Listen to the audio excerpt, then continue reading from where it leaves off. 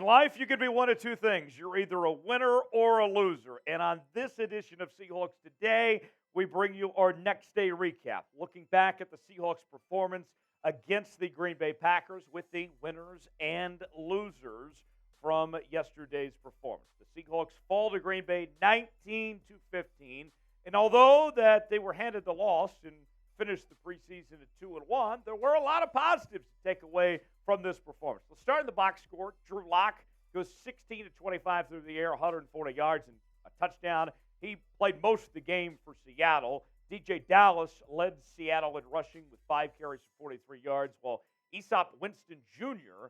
had 3 catches for 74 yards in the loss. So let's go ahead without further ado and get you the winners. I got to begin with Drew Lock. And the thing that stands out to me about Drew Lock, there was a lot of questions entering the 2023 season about how much can you trust Drew Lock, because the last time we saw him in a Seahawks uniform in the 2022 preseason, he made a lot of mistakes, wasn't consistent, turned the football over a lot. Now fast forward to this year, and we saw Drew Lock, for the most part, take care of the football, make the throws that he needed to, and the offense looked similar to what we saw when Geno Smith was leading this offense, that it was at the same pace. The play calling was similar. They didn't have to dumb down the offense for Drew Lock, which, if you're the Seattle Seahawks, if you have a situation where if something happens to Geno Smith this year, you got to be able to trust Drew Lock to run this system. And what we saw in this preseason was Drew Lock knows how to run this offense,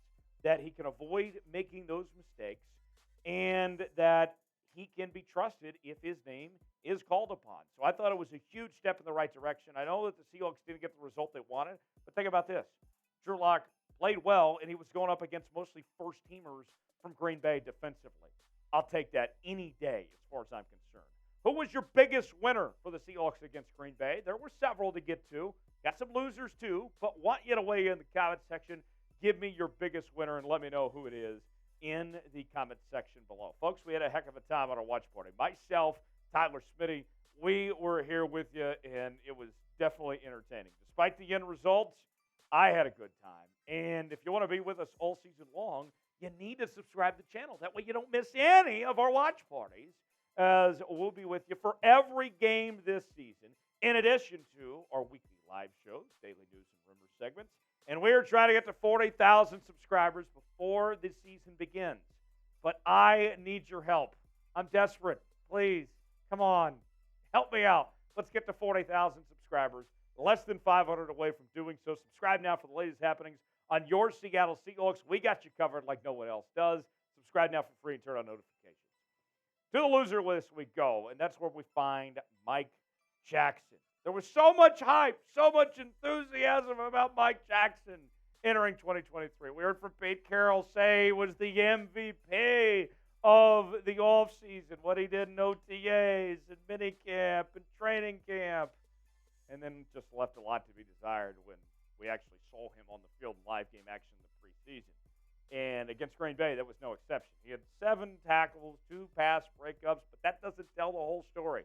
Mike Jackson struggled. He did not look like he belonged of being in position to be a starting outside corner. And you got a lot of competition. I mean, think about this. Tre Brown, okay, who entered camp as your number 4 or 5 corner, outplayed him the entire preseason and made a strong case that he should deserve to be the starting outside corner instead of Mike Jackson. I was disappointed, but I'll say this.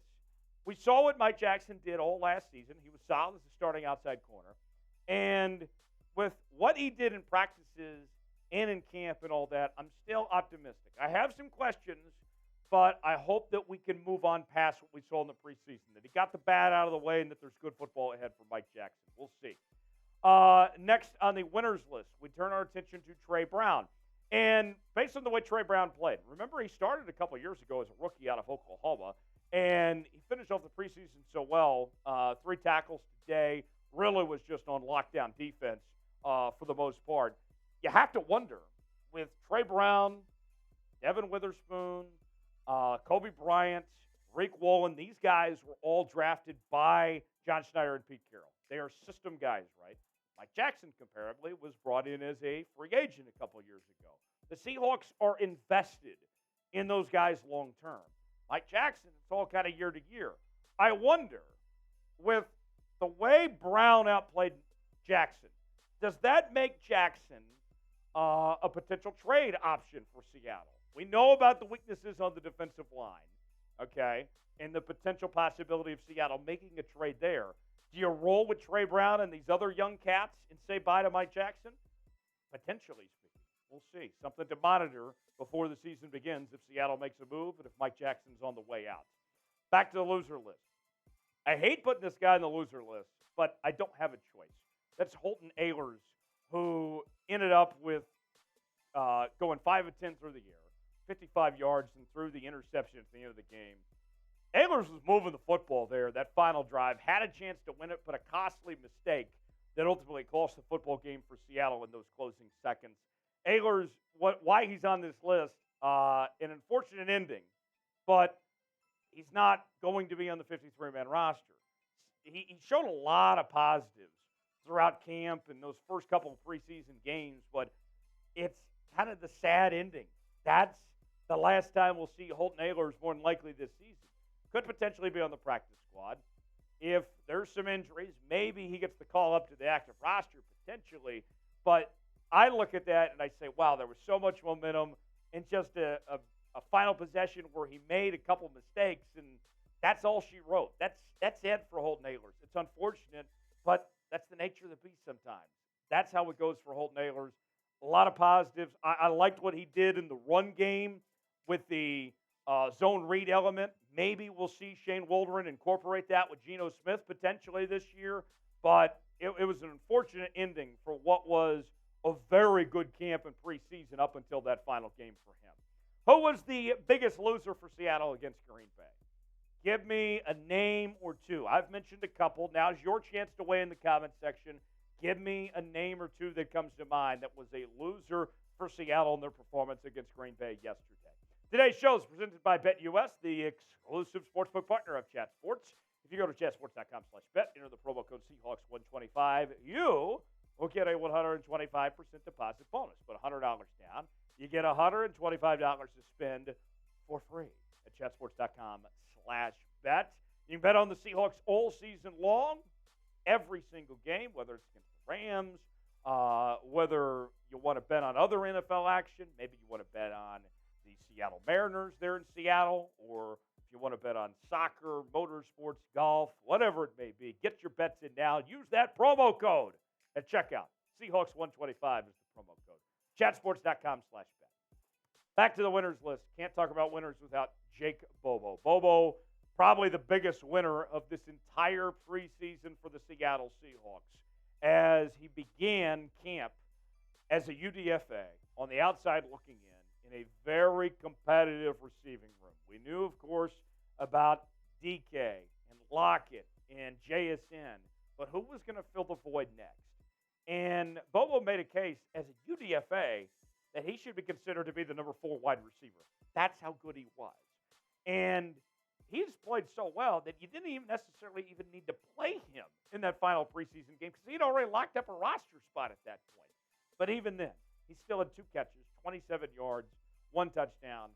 As I've said before, he's not the fastest guy, but he's got great hands. He's a good route runner, finds ways to get open. He's going to be a lot of fun to watch. I'm rooting him on.